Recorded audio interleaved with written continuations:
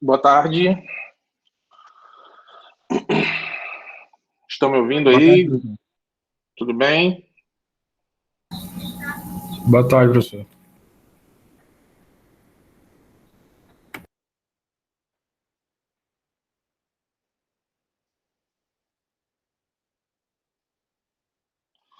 Tudo tranquilo? Como é que foi o final de semana? Tudo bom?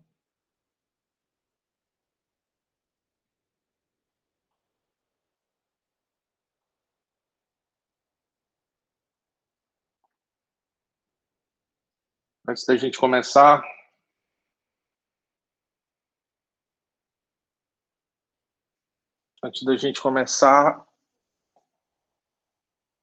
gostaria de desejar um feliz Dia das Mulheres para todas as mulheres do grupo.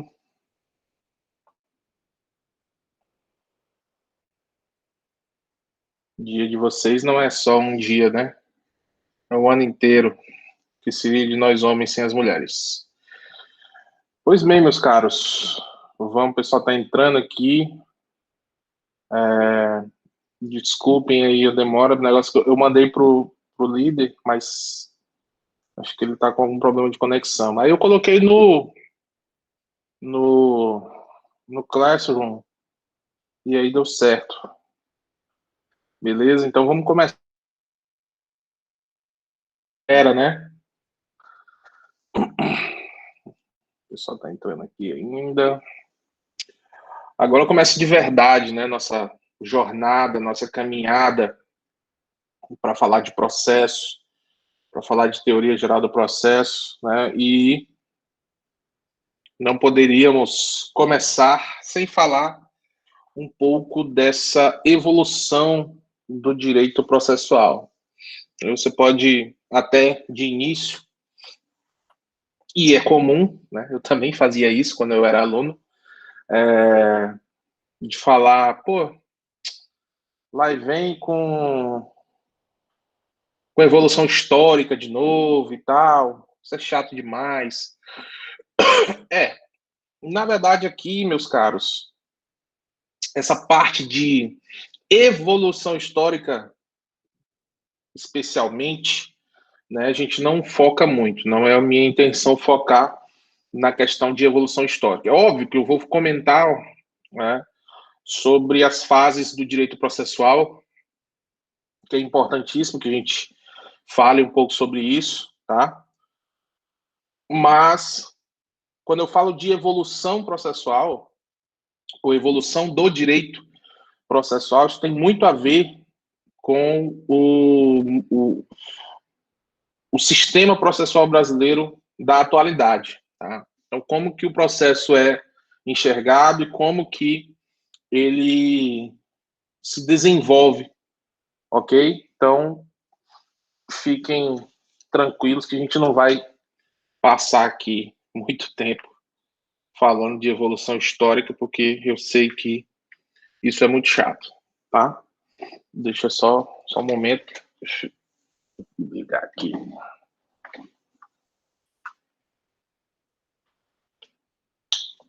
Carregando o notebook.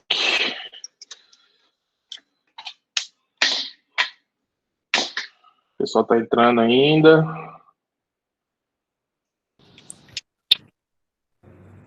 Beleza. Show! Vamos lá então, meus caros.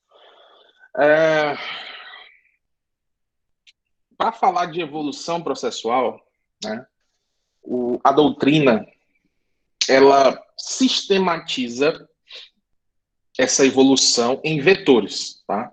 Então, vetores metodológicos para você compreender esse que nós chamamos de direito processual contemporâneo. Tá? Então, vamos trabalhar com essa ideia de contemporaneidade do direito processual. Então, muitas são as mudanças havidas, né? E vocês vão se deparar com algumas situações. Eu peço também, especialmente na aula de hoje e na próxima aula, que a gente vai estar falando sobre essa evolução processual, eu peço que vocês me ajudem no sentido de que essa aula, essas duas aulas específicas, elas vão ter uma grande relação com o que os senhores estudaram em IED e também com o que os senhores estudaram em Direito Civil 1, que fala ali da parte geral, mas antes da parte geral, tem muito ali da Lei de Introdução às Normas do Direito Brasileiro, não é isso? A LINDB. Então, muito do que vocês estudaram ali no começo de Direito Civil 1 e também muito do que vocês estudaram em IAD vai passar também por aqui, tá? Então, isso aqui também tem muito a ver. E aí eu vou precisar que vocês façam aí um exercício de memória para que a gente possa, então, acertar o que vocês aprenderam, como que vocês aprenderam, o que foi ensinado para vocês, tá? E aí a gente vai, às vezes, desconstruir algumas coisas, às vezes complementar outras coisas, ok? Então, são vetores, tá? Vetores. O primeiro vetor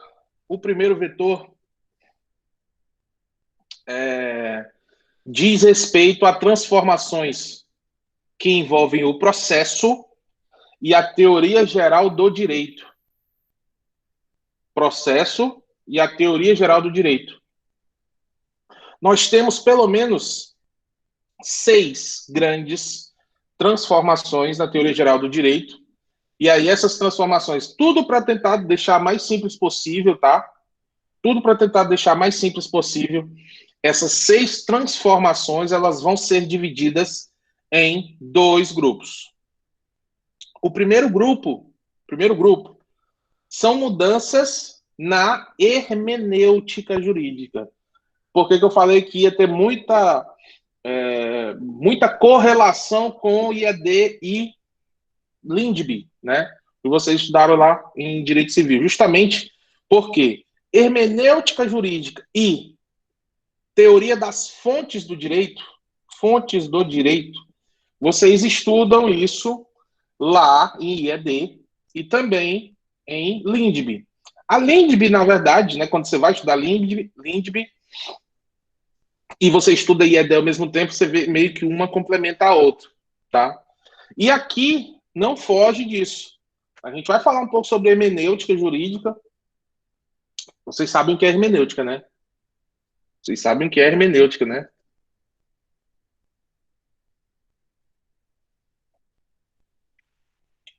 Sabem o que é hermenêutica?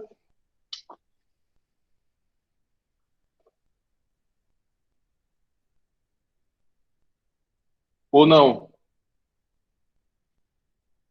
Não sabem o que é hermenêutica? Não, professor, não sei o que é hermenêutica. Aí a gente vai ter que fazer de uma outra forma. O que é hermenêutica? Professor, é algo que eu não estou lembrando aqui, mas acho que a gente viu, não tenho certeza. Será? É a interpretação de textos religiosos, textos filosóficos, essas coisas. Hermenêutica tem a ver com interpretação. É exatamente isso, tá? Interpretação. E aí, quando eu falo de hermenêutica jurídica, interpretação do direito. Então, de uma forma bem simples, tá? Bem simples, quando eu falo hermenêutica, associe isso à interpretação. Eu preciso interpretar o direito para poder aplicá-lo, certo? Então, nós vamos falar sobre interpretação, sobre hermenêutica e vamos trazer algumas regras sobre isso. Tenho certeza absoluta que o Igor falou o que era hermenêutica para vocês, qual era a forma de hermenêutica. Vocês não estão lembrando, tá? Mas tem a ver com interpretação, tá? Tem a ver com interpretação. Assim como nós vamos falar sobre a fonte do direito. Vocês lembram, né? Vocês estudaram fontes do direito, né? Pelo amor de Jesus. Estudaram fontes do direito, não é isso? Fonte primária, secundária? Beleza, então tá. Então daqui a pouco a gente fala um pouco mais sobre fontes do direito, ok? Tranquilo? Vamos lá, então. Vamos começar falando sobre as mudanças na hermenêutica nos últimos anos, tá?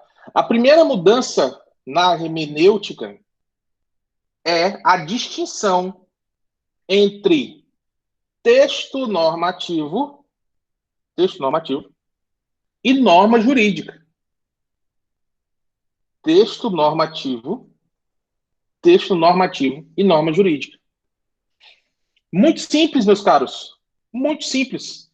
A norma jurídica é o resultado da interpretação do texto normativo.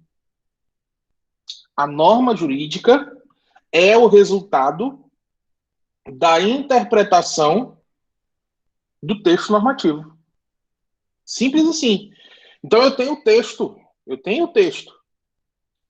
Quando eu faço a interpretação desse texto e aplico ao caso concreto, isso é norma jurídica. Apliquei ao caso concreto, norma jurídica. Então, por exemplo, vamos trabalhar com alguns exemplos. Nós tivemos um acidente de trânsito. Existe um texto normativo que fala do acidente de trânsito, que diz que aquele fato, direito civil, que diz que aquele fato é um fato jurídico. Fato é qualquer acontecimento, certo? Vocês lembram disso. Fato é qualquer acontecimento. Fato jurídico é aquele acontecimento que tem relevância para o mundo do direito. Ou seja, aquele fato que está previsto no ordenamento jurídico. Então, ele tem relevância no mundo jurídico. Nós tivemos um acidente. Existe um texto normativo. Está lá no... Enfim, você tem possibilidade de um dano material. Você tem a possibilidade de uma lesão corporal. Pode ser culposa ou dolosa. Vocês vão ver sobre isso no direito penal. Nós temos a possibilidade também de o ressarcimento desses valores. Tudo isso está previsto na lei. Agora, a lei seca, texto seco, ele não se aplica a um caso específico. Vejam que a lei, meus caros, ela é abstrata. Lembre-se, né, as características da lei: abstratividade, subjetividade, imperatividade, coercitividade.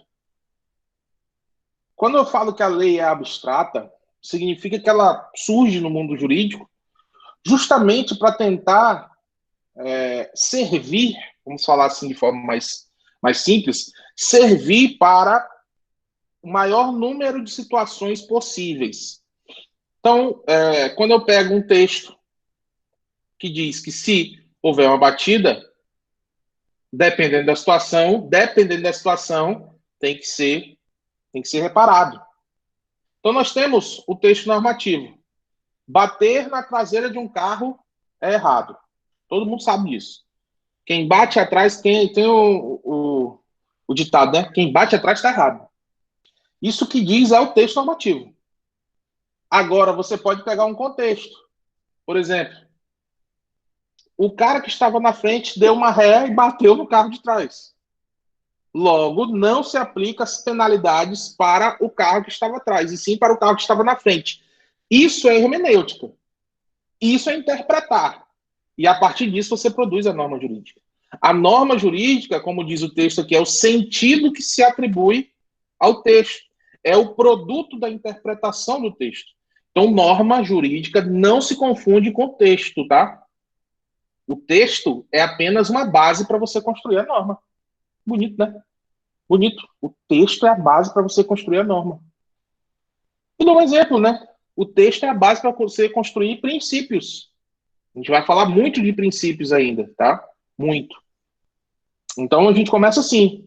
Texto normativo é uma coisa, é a regra posta. Norma jurídica é o produto da interpretação daquele texto. Aí você cria uma norma jurídica. Olha só, o juiz, quando ele dá uma sentença, ele produz uma norma jurídica. Porque ele vai interpretar o caso e aí, ao final, ele vai aplicar a sentença com base naquilo que ele entende, com base na sua interpretação do texto normativo. Né? Aí você pode dizer assim, professor, texto normativo não é lei? Não é o mesmo que lei?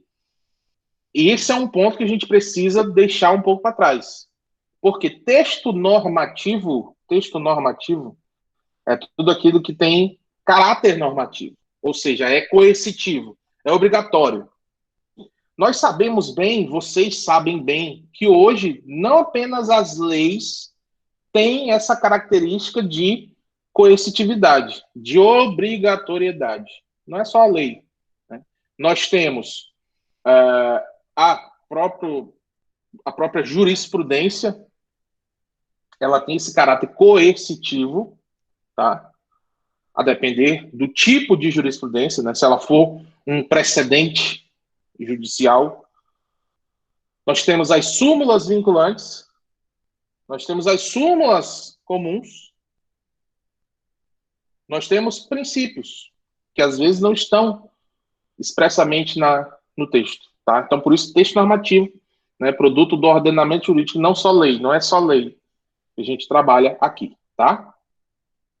A segunda mudança nessa questão da hermenêutica, nessa questão da interpretação do juiz, né, é a constatação de que toda atividade interpretativa é uma atividade criativa. Aí você pergunta, por quê, professor? Porque toda a atividade interpretativa é uma atividade criativa. Vejam, meus caros, você pode ter 10 casos que são muito parecidos, mas para cada caso vai ter a sua peculiaridade. Então, quando um juiz se interpreta, e o juiz, né, o juiz ele é o grande intérprete do ordenamento, do texto normativo. Óbvio, o advogado também é um intérprete, quando ele analisa o caso, tipo assim, você recebe aquele caso, você como um acadêmico também, né, olha, aconteceu, vocês principalmente, né, o que tem, a pior coisa do mundo é você faz direito, tá começando o segundo ano, nem viu as disciplinas de direito ainda, mas você é o consultor oficial da sua família, né? E dos seus amigos. Então, com certeza, vão perguntar o seguinte, e aí o STF acontecendo isso, o que você tem a dizer? É um absurdo jurídico, né? Um absurdo jurídico que o STF está fazendo aí no processo da Lava Jato, aí do Moro e do Lula e tal, e aí todo mundo vira o doutor em direito constitucional, em direito processual, né? Porque ali envolve muito direito processual e regras de competência. E aí você está começando o segundo ano. Você não tem ainda maturidade para dar a sua opinião. Aí o que você vai falar? Olha, e aí é bom que vocês tenham essa resposta sempre na ponta da língua, tá, pessoal? Sempre na ponta da língua. Eu não li os autos completos, então não posso dar minha opinião. Eu só dou minha opinião em processos que eu li os autos. Só tem a decisão lá, então eu precisaria olhar os autos, né? Então é uma forma de você se livrar. E aí é um negócio correto, inclusive, né? Você não pode dar sua opinião de algo que você não conhece profundamente. Outra coisa, você pode também dar uma resposta assim, depende. Sempre depende, meus caras, sempre depende. No direito tudo depende, tudo depende. Então é a nossa resposta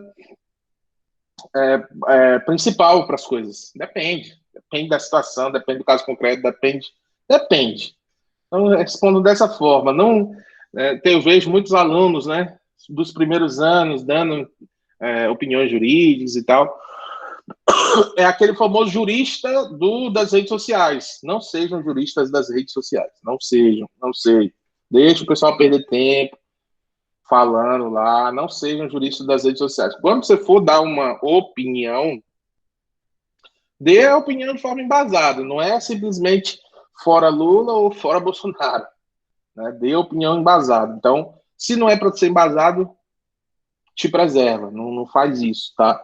Porque outras pessoas estão olhando e muitas pessoas que conhecem mais do que você vão acabar falando isso, tá? Falando de você, enfim. Então, essa atividade interpretativa, ela não é mecânica. Né? Não é mecânica. Você não vai... hoje se fala muito de robôs, né? Principalmente nos tribunais superiores, você tem ali o Victor no STF. O Victor é um robô, uma inteligência artificial, que faz uma análise de coisas que precisam ter para um recurso extraordinário do Supremo. Então, precisa ter aquelas palavras-chave, ele busca no acervo, e aí ele faz uma análise superficial. Mas a atividade interpretativa ela é do humano. Toda vez que você vai interpretar algo, você reconstrói os sentidos. Você aplica aquilo de uma forma criativa. E aí, meus amigos, é muito comum, e isso acontece mesmo, tá? Você pode ter a maior certeza do mundo que uma ação judicial vai dar certo. Mas se o juiz quiser, ele vai encontrar argumento para a sua ação não dar certo, tá? Existe no direito, não tem como. Sempre existe argumento para os dois lados. Sempre existe. Muitas vezes, o tribunal ou o juiz acaba nessa atividade criativa criando coisa que não existe, criando coisas que não existem, né? Acaba fugindo um pouco da sua da sua competência jurisdicional. Então, às vezes, ele vai contra a lei. Muitas vezes acontece, né? E aí, tipo assim, o STF às vezes faz isso, né? O STJ às vezes faz isso, os tribunais às vezes fazem isso, os juízes às vezes fazem isso. Por quê? Justamente pelo fato de que a hermenêutica é uma atividade criativa. Você cria a norma para aquele caso concreto. É óbvio que existe limite para essa interpretação, né? Que se você deixar lá livre, né? Aí o cara vai fazer do jeito que ele quiser. Já faz, né? Mesmo com esses limites para essa interpretação do juiz, ele já faz, muitas vezes, do jeito que ele quer. Ele sempre vai arrumar um fundamento para o jeito que ele quer. Mas existem limites, tá? E os limites, eles estão relacionados justamente com a terceira mudança na hermenêutica jurídica do ordenamento jurídico, que é o desenvolvimento dos postulados. Aí alguns autores chamam de princípios, enfim, postulados da razoabilidade e da proporcionalidade. Vocês vão ouvir muito falar desses dois princípios, desses dois postulados. Vocês vão ouvir falar dele no direito administrativo, isso está inclusive no artigo 37 da Constituição. Vocês vão ouvir falar de razoabilidade e proporcionalidade no direito penal, a pena tem que ser razoável, tem que ser proporcional. Vocês vão ouvir falar disso no direito processual, no direito civil, no direito processual civil. Vocês vão ouvir falar desses princípios no direito do trabalho, em direito constitucional, principalmente, né? Então, esses dois princípios, eles estão dentro de todos os ramos do direito tributário também. Então, esses são dois grandes princípios que têm como objetivo a limitação do poder estatal, né? O poder estatal ele não pode agir de forma desproporcional, desarrazoada. Então, não se admite interpretação desproporcional. Tais postulados, então, modulam a interpretação, funcionando como normas jurídicas que evitam absurdos na interpretação do texto. E eles vão se irradiar, né, em todos os âmbitos do direito. Então, a proporcionalidade e a razoabilidade nós chamamos de postulados de aplicação, tá? Muitos doutrinadores, vocês vão estudar em direito administrativo, constitucional, constitucional nem tanto, constitucional eles geralmente chamam de postulados, mas em direito administrativo, civil, processo civil, chamam de princípio da razoabilidade e proporcionalidade, né? A doutrina constitucionalista ela chama de postulado de aplicação. Por quê? Porque ele serve para ajudar o intérprete a fazer essa interpretação e aplicar o direito ao caso concreto, sempre levando em consideração essa razoabilidade e essa proporcionalidade, ok? Olha só o que tem no artigo 8º do CPC, tá? Toda vez que tiver artigo aqui, pessoal, presumam que é do CPC, do Código de Processo Civil de 2015. Quando for de outro ordenamento, de outro código, de outra lei, vai ter específico no material, tá? Mas, se não tiver, presumam que ele está no CPC. Alguém perguntou até se eu vou disponibilizar esse material no Classroom. Vou, tá? Vou disponibilizar, sim. Vou disponibilizar aquela nossa aula de apresentação, essa aula que está sendo gravada, e depois eu vou disponibilizar a gravação dentro do Classroom, e também o material, tá? Então fiquem tranquilos que vai ser tudo disponibilizado para vocês, beleza? Então olha o que diz o artigo 8º do CPC. O artigo 8º do CPC vai dizer o seguinte, ó. Ao aplicar o ordenamento jurídico, o juiz atenderá aos fins sociais e às exigências do bem comum, resguardando e promovendo a proporcionalidade, a razoabilidade, a legalidade, a publicidade e a eficiência. Então, vejam que isso está no código, tá? Então, é uma exigência, né? Que quando o juiz vai aplicar, ele tem que resguardar e promover esses postulados de aplicação, esses princípios que vão ajudar o juiz a aplicar o direito, ok? Dúvidas até aqui em relação à hermenêutica e à ciência da interpretação jurídica? Alguma dúvida? Certinho? Então vamos avançar, então, para o próximo, né? Vamos avançar para o próximo. Bom, o próximo, meus caros, são as mudanças na teoria das fontes. Mudança na teoria das fontes. Aqui nós tivemos mudança também, tá? Nós tivemos mudança também. Eu queria saber de vocês, né? O que vocês lembram de fontes do direito. Tá, o que eu me lembro é que de fonte de direito tem a Constituição Federal, que é a nossa principal. Aí o professor também ensinou sobre as leis, a hierarquia das fontes, que seria tipo, qual seria mais importante, lei estadual ou lei federal, os costumes, e a jurisprudência. Só até aí que eu lembro. Tá. Vamos. Mais alguém quer falar alguma coisa?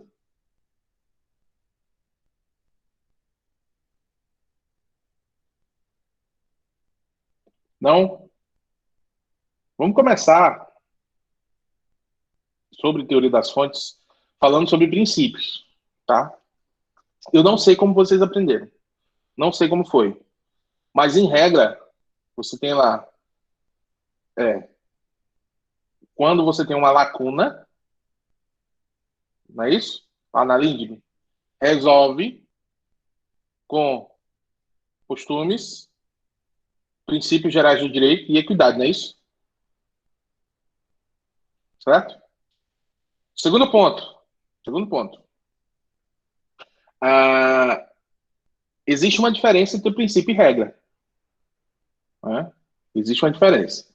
O princípio, ele é o que nós chamamos de norma aberta. É uma norma aberta. O princípio, ele é abstrato. O princípio é abstrato, né, pessoal? O princípio é abstrato. Por exemplo, vou falar sobre um princípio aqui, que é a proporcionalidade. Vamos lá. Proporcionalidade. O que é proporcional? O que é proporcional? Não tem como dizer, né? Não tem como dizer o que é proporcional. É abstrato. É subjetivo. Não é determinado. Cada um tem a sua proporcionalidade. Cada um tem um pensamento. As regras, elas determinam condutas. É aquilo e pronto. Princípios, eles miram um estado, eles miram um objetivo. Eu quero que seja proporcional na maior medida possível. Regra não. Ou é ou não é. Regra, ou você aplica, ou você não aplica. E aí ela é cancelada. Vou repetir. A regra é o que nós chamamos de sistema de all or nothing. All or nothing. Tudo ou nada. Regra, o sistema é tudo ou nada. Ou você aplica, e aí ok. Ou você não aplica, e aí, meu amigo, tem que cancelar. Tem que cancelar. Professor, me dê um exemplo de regra. Regra. Me dê um exemplo de regra. Vamos lá. Vocês lembram do impeachment que nós tivemos, o mais recente? Nós tivemos um impeachment de um presidente da República. Recentemente, né? Vocês lembram, né? Lá na Constituição, existe um texto que diz assim: se o presidente for impeachmentado, ele perderá seus direitos políticos por 8 anos. Isso é um princípio ou é uma regra? Porque princípios, eles podem ser afastados, eles podem ser conjugados. Você pode aplicar um princípio em relação a outro. Regra, não. Regra, não. Então, aquela dispositivo que diz, olha, se o presidente perder, se ele for impeachmentado, a consequência é a perda dos direitos políticos por 8 anos. Ponto final. Isso é regra. Isso é regra. Lá na Constituição diz qual é a idade que um candidato a vereador tem que ter. Isso comporta interpretação de outras... Não, é regra. Acabou. É regra.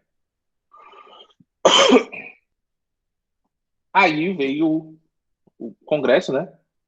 E disse, com o aval do Supremo, que naquele caso ela não ia perder os direitos políticos. A regra tinha que ter cancelado ela, né? Enfim, a gente passa por isso também. Mas regra é regra. Regra é regra. Já o princípio, meus caros, o princípio, ele é relativo. Ele é subjetivo. Você pode pegar um princípio, tá? Um princípio que está na Constituição. Artigo 5º da Constituição fala sobre o direito à vida. Já ouviu falar nesse direito? Direito à vida? Já ouviram? Claro, né? Lógico, direito à vida. Nós temos também, dentro da Constituição, no artigo 5º, o direito à liberdade religiosa. Direito à liberdade religiosa, é um princípio. Tem direito à liberdade religiosa. Nós temos, então, 2 princípios, nesse caso. O direito à vida, o direito à liberdade religiosa. Qual é o que prevalece? Qual é o que prevalece? Num confronto entre os 2 princípios, direito à vida versus direito à liberdade religiosa, o que prevalece? As pessoas estão falando aqui no chat. Vida. Religião. Vida. Qual é a resposta? A resposta é, meus caros, e eu falei isso para vocês hoje, e vou repetir, depende. Depende. Você vai dizer, professor, como que a vida pode ser mais importante que o direito à liberdade religiosa? Não faz sentido. Faz sentido. Olha só, eu vou dar um exemplo para vocês. Eu vou contar o caso concreto, vocês vão me dizer o que deve prevalecer nesse caso concreto, tá? Vou contar 3 casinhos para vocês. Vamos dar um parênteses aqui na aula. Eu vou contar 3 historinhas. E aí vocês vão me dizer se está correto ou não, tá? Beleza? Tranquilo? Vai envolver uma religião. Então, se alguém for dessa religião, se manifeste que você vai me ajudar na aula. Sempre, né? Muitas vezes nós temos, né? Que é o caso do testemunho de Jeová. Tem algum testemunho de Jeová aqui? Tem algum testemunho de Jeová? Não? Manifeste-se para me ajudar. Não tem. Não? Tá, vamos lá então. Imagine o seguinte, meus caros. Imagine uma criança de 10 anos.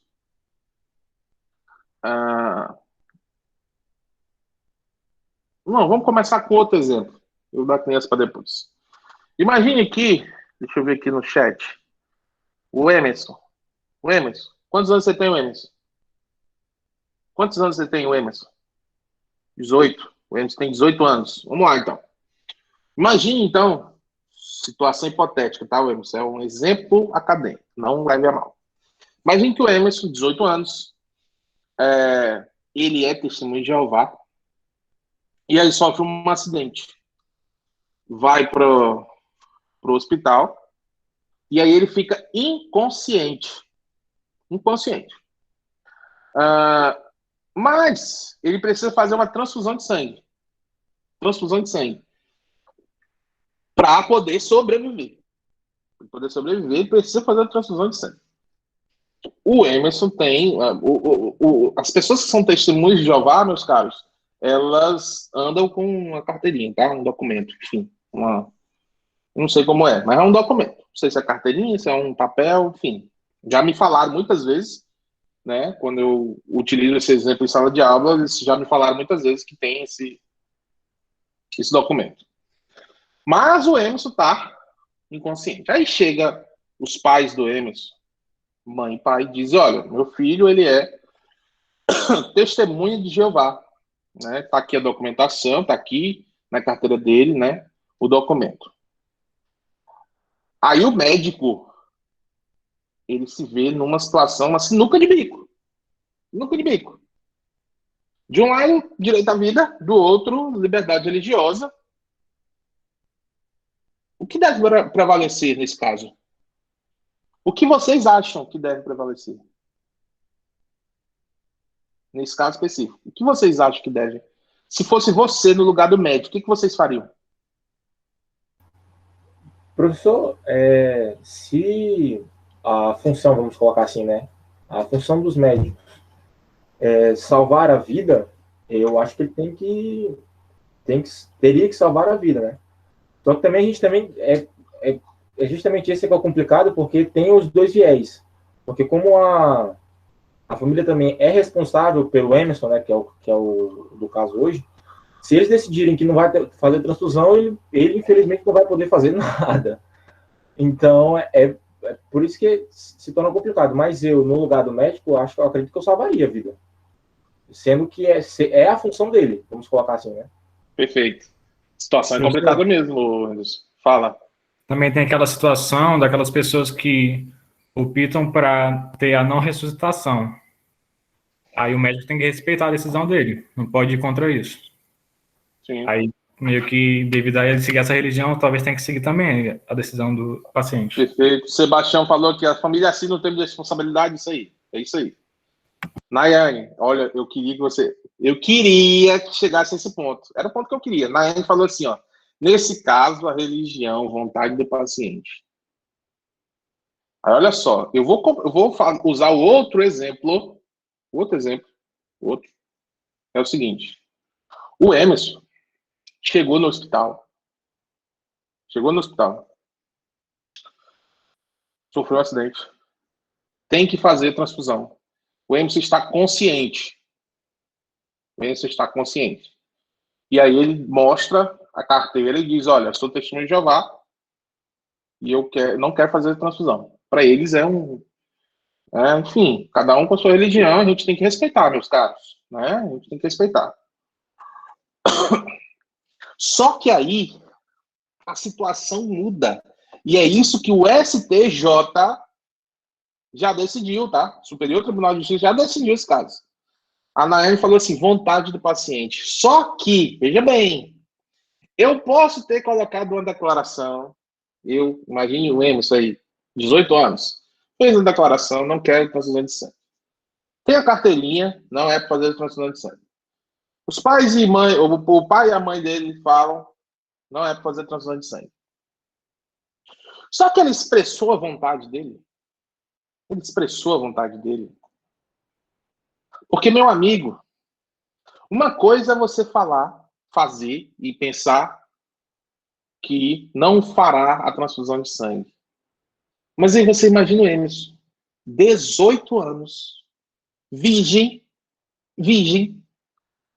só hipotético, tá? Situação hipotética. 18 anos, virgem, nunca saiu de casa, nunca fumou uma maconha, nunca tomou cerveja. Ele acordado, a chance dele falar assim, foda-se, transfere esse sangue aqui, essa merda que eu vou viver. Deus o livre. Desisto da religião, até porque, né, o cara novo, Na hora do vamos ver, tu vai morrer, desgraçado. Tu vai morrer. Vai morrer. Na hora da morte, meus caros. Se fosse eu sou lá, testemunho de Jeová, ia chegar lá na hora, eu ia dizer o seguinte, meu amigo, meta sangue aqui. Pode colocar 5 litros de sangue. E rasgava ali o papel. Eu quero viver.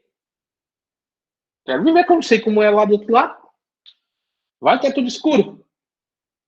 Vai que eu vou pro inferno. Aí o STJ veio e diz, olha, peraí, se o paciente estiver desacordado e não puder manifestar sua vontade no momento, tem que fazer a transfusão.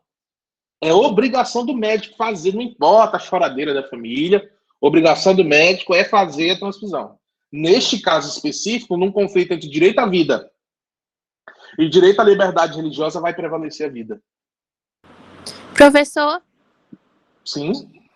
eu li um livro, acho que foi ano retrasado, o nome é A Balada de Adam Henry. Eu não sei se o senhor já ouviu falar.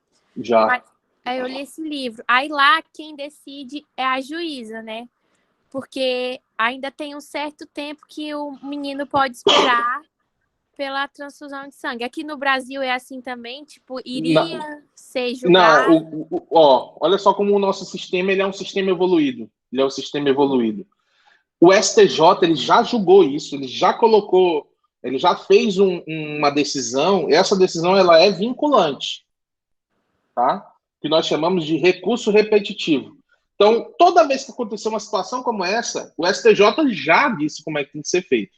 Então, não precisa você entrar com ação no judiciário, porque o tribunal que diz a última palavra sobre lei já diz como tem que ser feito. Se a pessoa consegue expressar sua vontade naquele momento, ou né, se tem como esperar, beleza. Então o Emerson acordado diz, não quero, assino, não quero. Beleza, assinou o termo. Esse termo de responsabilidade isenta o médico, que aí o médico não vai estar sendo negligente, e aí deixa o cara fazer a passagem, né? Deixa ele fazer a passagem.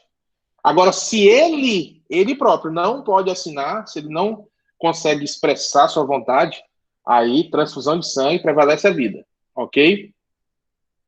E o STJ falou sobre uma terceira situação, que é bem interessante também.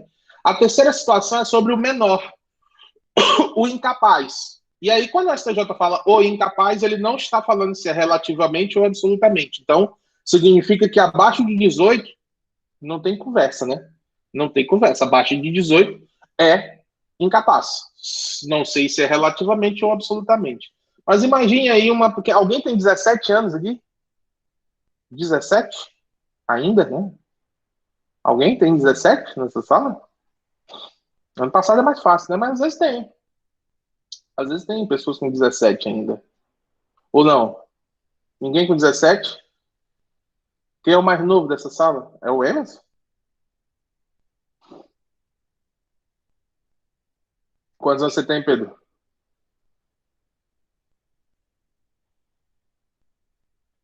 Quantos anos você tem, Pedro?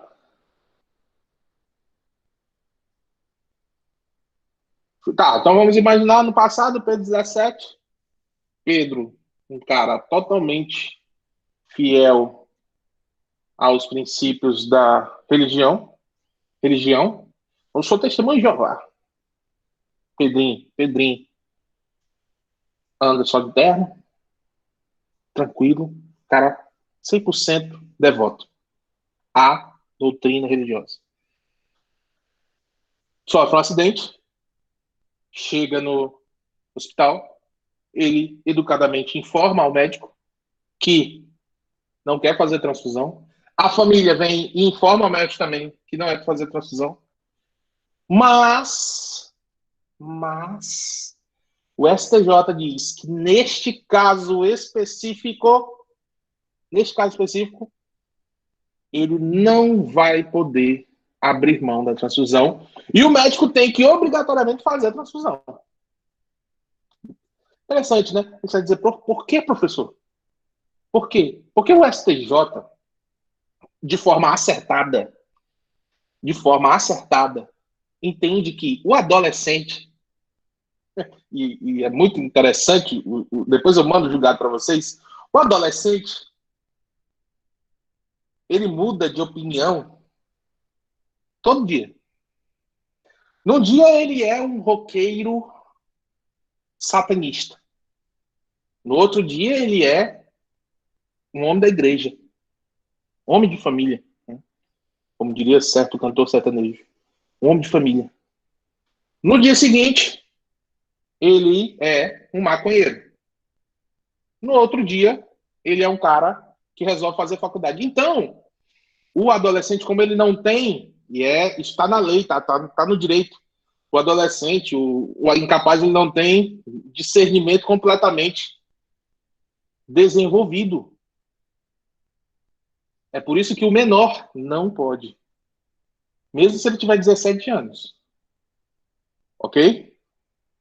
Então, você está diante de conflito entre princípios. E o juiz vai ter que fazer um negocinho chamado... Vou digitar para vocês. O juiz vai ter que fazer um negócio chamado sopesamento. Imagina uma balança que está na tua mente. Nessa balança você coloca os dois princípios. E imagina o caso concreto. É assim que a doutrina explica, tá? Eu, tendo aula de mestrado, era desse jeito. A professora fazendo uma verdadeira... a gente fazendo um verdadeiro meditação na aula. Imagina duas balanças. Cada balança é um princípio e você tem que ver, diante daquele caso concreto, qual é o princípio que pesa mais. Aquele que pesar mais, ele vai ser aplicado. É assim, né? Agora, na prática, é foda, né? Para fazer isso. Na prática, é o princípio que eu achar que é o melhor. Por isso que nós temos um alto grau de subjetividade nas decisões judiciais Brasil afora. Por isso, nós, no Brasil, é um dos poderes judiciários que mais tem subjetividade. Já nos Estados Unidos, dificilmente você tem uma decisão diferente daquela que já foi aplicada. Lá eles têm um sistema de common law muito forte, muito forte. O sistema de common law deles é muito forte, né? E o nosso sistema, que não é mais civil law, né? Não sei se vocês aprenderam que o nosso sistema era civil law, ele não é mais civil law, né? Mas também não é common law, né? Então é um jabuticaba law, né? Um Brasília law, é um sistema único, é o nosso, né? E em tese a gente tem que obedecer à lei, mas aí tem jurisprudência que é lei também e está acima da lei muitas vezes, então é uma bagunça, tá? Então fica aqui o nosso diálogo, né? Os nossos pensamentos sobre princípios e regras. É errônea a constatação de que todo princípio é constitucional. Não caio nessa. Existem princípios do direito tributário, de princípios processuais, enfim. É errado também achar que só porque a norma é constitucional, ela é princípio. Acabei de dar exemplo para vocês de regras constitucionais, né? Acabei de dar. Nem todo princípio é implícito, ou seja, existem vários princípios que estão expressos, né? No nosso caso, do direito processual, o nosso principal princípio é o devido processo legal, que nós vamos estudar quando estivermos falando sobre normas fundamentais, tá? Também é errado... Peraí, deixa eu só... Também é errado achar que sempre que um princípio colidir com a regra, ele vai prevalecer. Nem sempre, tá? Nem sempre. Nem sempre o princípio... Porque a gente tem um costume, vocês vão perceber, conforme vocês vão amadurecendo no direito, vocês vão perceber que os princípios são muito importantes e aí, às vezes, acaba que você imagina que esse princípio ele é muito acima das regras e não funciona desse jeito. Depende muito de cada caso, ok? A segunda mudança na teoria das fontes do direito, falamos sobre os princípios e a atual conjuntura ali dos princípios, né, e que eles são realmente, têm força normativa, esses princípios, tá? O reconhecimento da força normativa dos precedentes. Aí eu posso dizer o seguinte para vocês, eu não sei como foi que o Igor falou, que na minha época, que foi meu professor em 2010, ele falava que as fontes formais do direito era a lei. Fonte formal do direito, lei. Fonte informal, costumes, jurisprudência, doutrina, né? Então a lei... lei e os costumes eram fontes formais, né? Fontes formais. E a jurisprudência era fonte informal. Aí o que aconteceu com os costumes? Eles foram rebaixados. Pensa no Vasco, né? Pensa no Vasco. Costume é o Vasco. Foi rebaixado. A jurisprudência, que se transformou em precedente, é diferente, tá? Precedente é uma coisa, jurisprudência é outra. Né? O que é jurisprudência, professor? Jurisprudência é quando existe uma grande quantidade de decisões no mesmo sentido. Precedente é quando você tem várias situações iguais e você faz um julgamento que vai servir para todos aqueles casos. Isso é precedente. Tá? E o precedente, ele faz parte das fontes formais do direito. Faz parte das fontes formais do direito. Vou dar um exemplo para vocês. Onde que está na Constituição que um homem pode casar com outro homem e uma mulher pode casar com outra mulher? Não tem. E no Código Civil está expresso que casamento é entre homem e mulher. Mas é como é hoje? É assim que a gente segue? Resposta: não. Não. Por quê? Porque o STF ele fez uma interpretação, uma espécie de atualização do pensamento, né? Porque a gente era meio arcaico, era um dos únicos países do mundo que não permitia, né, que você tivesse o reconhecimento da união estável entre pessoas do mesmo sexo. A gente estava totalmente retrógrado em relação a outros países do mundo, inclusive países aqui da América do Sul, que subdesenvolvidos e que já tinham esse desenvolvimento teórico. Só que aí, o que o STF fez? Olha, já que o Congresso não faz, a gente vai fazer um precedente. Eles fizeram um precedente judicial dizendo o seguinte: olha, a partir de agora, pessoas do mesmo sexo podem ter o direito de reunião estável reconhecida. Depois atualizou de novo e permitiram o casamento. Depois atualizou de novo, permitiram a adoção. Isso é precedente. Não está na lei, pelo contrário, a lei fala que é só entre homem e mulher. E aí, o que prevalece? Prevalece o precedente. Por quê? Especialmente se for um precedente de um tribunal superior. Se for um precedente do STF, acabou, né, pessoal? Acabou. Última palavra sobre Constituição é do STF. Mas o STF rouba, o STF é safado, os ministros são vagabundos. Meu amigo, não tem jeito. O STF a Constituição Federal, ela é o que o STF diz que ela é. O sistema é foda. O sistema é o nosso sistema, não adianta, né? E a lei vai ser o que o STJ disser que é, e ponto. Tá? Vou dar outro exemplo para vocês. Lá no Código Penal diz o seguinte: aborto, o aborto legal, né? Só vai poder ter aborto, se, em dois casos no Código Penal. Se a mulher estiver com risco de morte, e aí entre a vida da mulher e a vida do feto, o Código prefere a vida da mulher e libera o aborto. Segundo caso, permitido por lei, se aquela gravidez for oriunda de estupro. Aí ela tem a opção, ela pode fazer o aborto, ok? E aí não diz mais nada. O Código Penal não diz mais nada. O resto é tudo crime.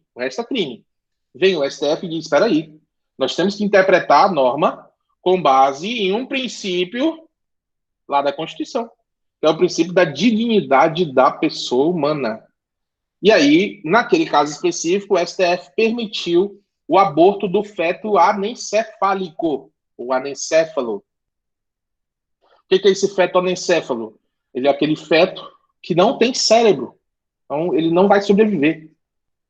Você vai ter toda a gravidez.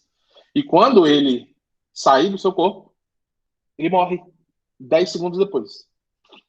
E aí o STF, como o legislador... E aí problema do legislador, né, que é meio incompetente. Como o legislador não legisla sobre isso, o STF foi e resolveu o problema.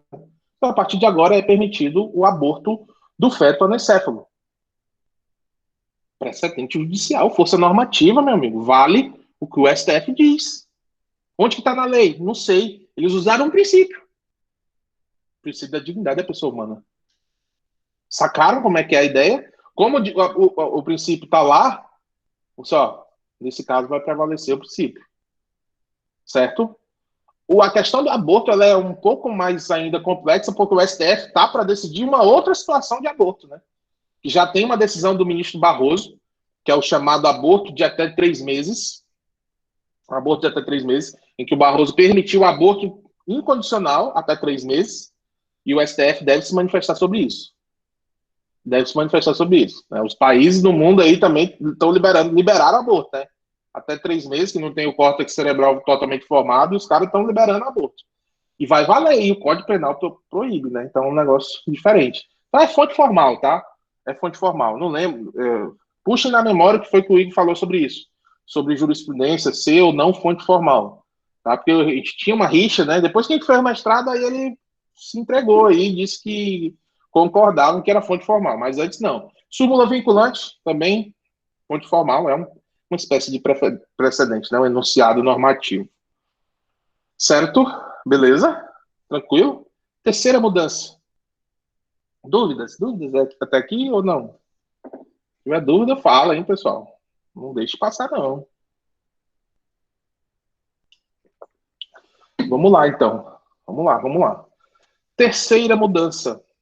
Os textos da lei começam a ser escritos se valendo de cláusulas gerais. O que é isso? O que é uma cláusula geral? Eu falei para vocês no começo da aula. A lei, ela tem cada vez mais sido escrita com base em uma cláusula geral, ou seja, ela é cada vez mais abstrata. Por quê? Para ela poder caber no maior número de situações possíveis. E ela tem que ser abstrata, cláusula geral, justamente pelo fato de que, se ela não for dessa forma, ela vai acabar entrando em desuso. Vou dar um exemplo para vocês. Em 2015, o Código de Processo Civil foi aprovado, né, e começou a valer em 2016. Porém, em 2015 mesmo, nós tínhamos, em média, 20% dos processos nacionais, 20% eram digitais. 20% dos processos nacionais eram digitais. 80% dos processos do Brasil eram físicos. Hoje a gente ainda tem uma grande quantidade de processos físicos. Vejam só, o código, ele, ao invés, como você tem 80% dos processos físicos, você tem que fazer regras para o processo físico. O que eles fizeram? Eles fizeram de uma forma tão geral que você não tem como saber se é físico ou digital. Aí a lei sobrevive. Já pensaram, senhores, se eles fizessem lá alguns artigos só para o processo físico? Como que seria daqui a 3 anos, 4 anos? Não ia existir mais, né? A tendência é que em 2024 todos os processos no Brasil sejam virtuais. E aí? Você ia ter um texto de lei que durou menos de 10 anos, e já entrou em desuso porque não tem mais processo físico. Então não tem razão de ser. Então eles fizeram cláusulas gerais sobre, né, a formação do processo e aí evitaram mencionar processo físico e virtual. Fizeram cláusula geral, ok? Tranquilo? Bom, o papel do direito constitucional, que é o segundo vetor,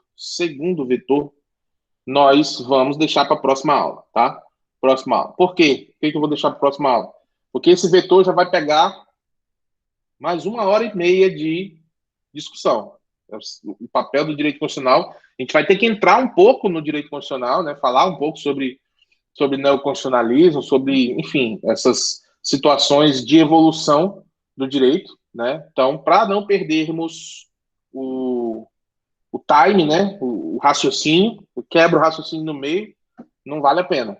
Então, para a gente não perder isso, né? Na próxima aula, a gente finaliza essa parte introdutória, né? Falando sobre o segundo vetor e a importância do direito constitucional, falar um pouco sobre a evolução, né? A evolução histórica do direito processual, falar um pouco sobre essa questão do pós-positivismo também, né? De uma maneira mais tranquila, tá? E, geralmente, quando se vai falar sobre pós-positivismo, positivismo e justnaturalismo e neoconstitucionalismo, é um Deus nos acuda, né? Então, podem ter certeza que, quando formos falar sobre isso, falaremos da forma mais simples possível, tá? Para que vocês possam finalmente entender o que é qual a diferença entre justnaturalismo e pós-positivismo. Ok? Beleza? Dúvidas, meus caros? Hein, professor, a aula de hoje o senhor já vai disponibilizar agora, depois da aula, ou depois? Vou sim. Eu vou gravar, quer dizer, tá gravando, né? Aí, quando eu termino aqui, demora uns 20 minutos, eu recebo um e-mail do Meet com o arquivo. Aí eu baixo ele, né? Baixo ele e aí eu disponibilizo para vocês no Classroom. Tá bom? Tá bom, obrigado. Beleza, então? Muito obrigado, meus caros. Tenham uma excelente semana. Nos vemos na semana que vem. Valeu!